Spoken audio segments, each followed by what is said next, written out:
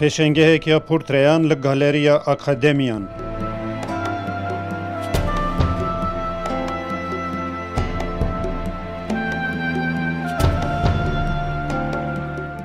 Bi teknîka boyaxa rûn û bi spatulayê an jî bi painting knifê.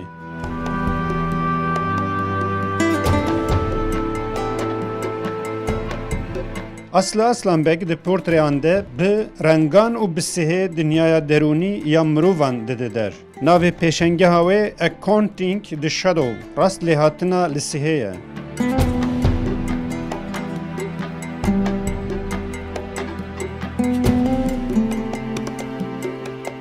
Wênesas Aslı Aslanbek zanîngeha Yıldızê ya İstanbulê beşa serweriyê qedandiye. The University of the Arts London da master duwarê dîzayn û teoriya hunerî de kiriye.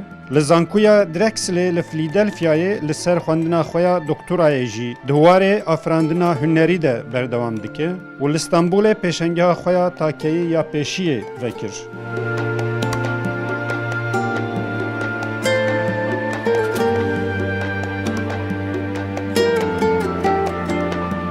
Aslı Aslanbek bu Kurdistan TV'ye heş agahdariyen zedetir danme.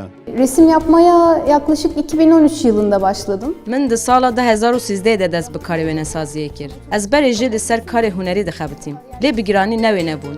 Ev karên ku hûn li vir dibînin, di nêvbeyna salên 2015 û 2019 de min çêkirîne. Di karê wênesaziyê de bi awayekê giştî ez ser portreya dixebitim. Ji aliyekê ve dema hûn lê dinêrin, hûn profîlên mirovên ji Tirkiyeyê jî dibînin. Ji aliyê dî hûn dê mirovên sal û cihên wan ne diyar jî bibînin. Bi giştî ez di ser portreyekê tenê bixebitim jî, carnan karên bi grûbî jî çê dikim.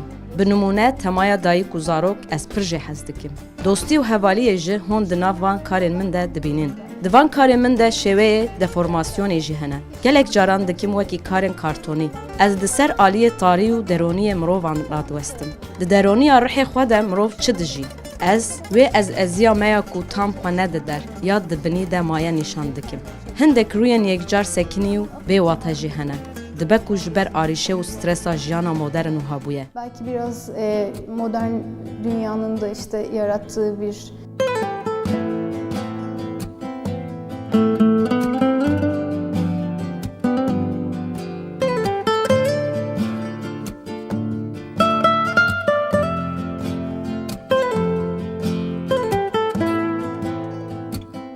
sergide yer alan resimlerden bir tanesi hariç tamamı Wêneyên ku divê pêşengehê de hene tenê yek ne di nav de yê dî hemî bi spatula hatine çêkirin. An jî painting knife.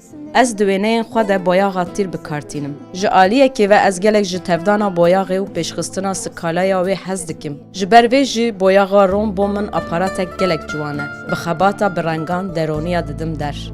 uygun bir araç. O yüzden seviyorum yağlı boya kullanmayı.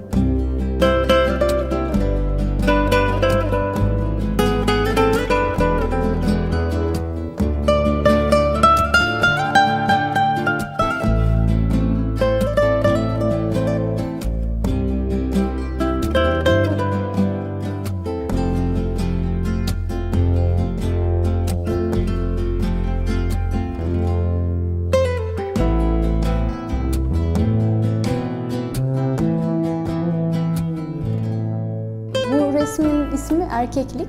Navê vî wêneyê min Zilamî ye. Ka zilamî çi ye? Kompozisyonek ji sê zilaman pêk ye. Di vî wêneyî de rewşekiya deformebûyî heye.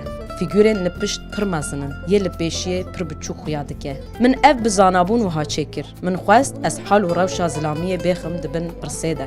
Di eslê xwe de wekî tîpê sê zilamên li Tirkiyeyê ne. Cilên taxim li xwe kirîne. Pir cidî xuya dikin. Di heman demê de çavê xwe diravînin û pir li ber dirşkestinê ne. Yê li pêşiyê hêj biçûktir hatiye çêkirin. Hêj komîktir û qerfîtir bûye. Di rûyê wan de jî zayıfiyek û zarokiyek heye. Kırılganlık, hatta çocuksuluk ve zayıflık